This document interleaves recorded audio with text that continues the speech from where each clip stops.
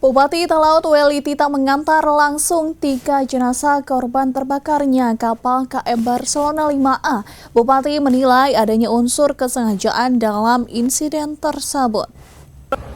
3 jenazah korban terbakarnya kapal KM Barcelona 5A yakni Juliana Gomulung 45 tahun, Zakaria 67 tahun, dan Asna Lapai 50 tahun diantar langsung oleh Bupati Talaut Weli Tita di Pelabuhan Manado.